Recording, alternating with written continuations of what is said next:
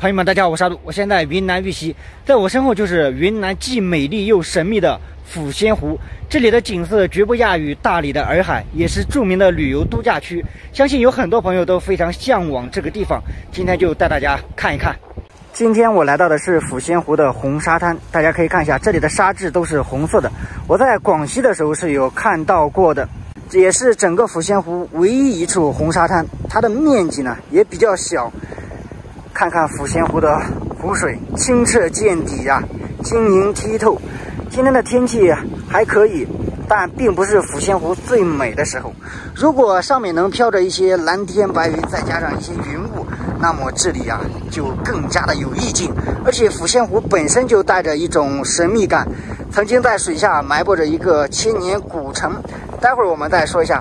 我所处的位置是玉溪的澄江，这里距离昆明有50公里。抚仙湖也是云南省最著名的休闲旅游度假目的地之一，而且这边更加的原生态，并不像大理的洱海那边已经很成熟了，周边客栈各个方面，对吧？到大理去租个自行车或者说租汽车环湖。抚仙湖这一周是100.8公里，它的环湖公路也已经修好了。水域面积有216平方千米，湖长约31.4千米，湖最宽处约11.8千米，最深处呢是158.9米，平均深约95米，近100米啊！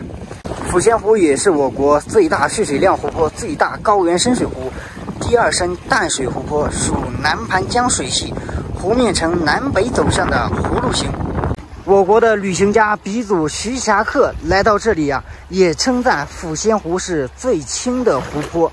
我个人觉得这边呢要比大理的洱海更加漂亮。虽然说是抚仙湖，称它为海也不为过。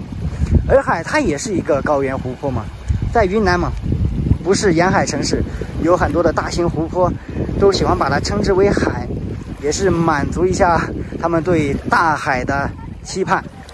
我所处的这个位置游客不多，也更加的原生态，它并不是抚仙湖打造比较成熟的观景平台或者说景区。咱们来看一下抚仙湖的水质到底有多清澈。说句实话，我真想喝一口，太清了，晶莹剔透的，尤其是阳光打在湖面上，波光粼粼，是吧？真是仙境一样一眼望不到头的感觉。尤其是从这个位置走过去风景非常的漂亮。看到这边有一位游客，你好。你好，你好。您来自哪里我是来自福建的。我来自安徽这么巧老乡。您也来到抚仙湖欣赏美景呢？对呀，这个抚仙湖真的是非常的奇特，非常的美。它好像是全国第2深的淡水湖，它最深的地方呢有159米是的。我只听说这一个抚仙湖是非常的神秘，它的神秘之处是什么？你知道吧？听说湖底有一座城堡，不可思议吧？对，大家都在说，所以我也都有一种好奇心嘛。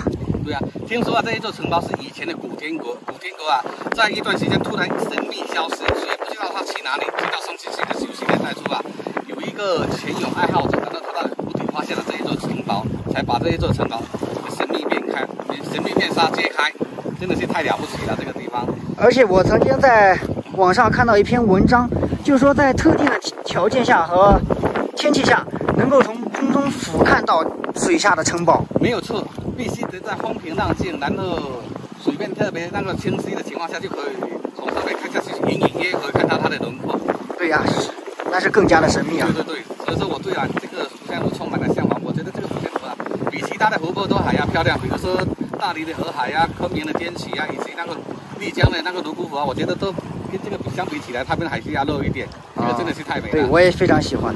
行，那您先游玩好。好。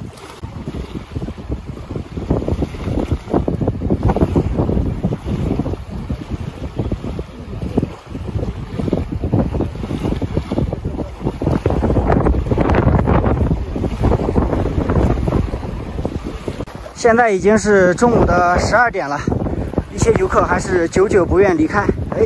你好。你好。你也是来这边游玩的吗？您来自哪里？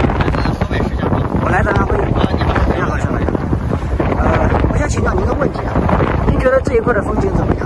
风景是非常的美的，因为抚仙湖本身它是以清澈著名嘛，所以这个水质也好，周边湖光山色非常的美丽。如果到您退休的时候，您愿意在这边养老或者说度假吗？怎么说呢？我第一感觉，我觉得这儿的温度特别适合我，因为今天嘛，我们石家庄的温度是6、7摄氏度，对，而在这儿呢是22摄氏度，感觉非常的温暖。你也知道，就是有些地方的空气不好，但是这儿呢，我觉得这个空气非常清新，这个负氧离子含量也非常的高。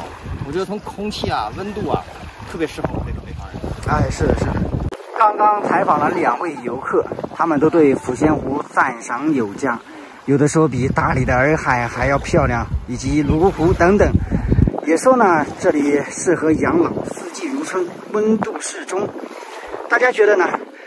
其实常看我视频的都知道，去年啊，我走了一些沿海城市，基本上都是比较出名的沿海城市，也是宜居城市。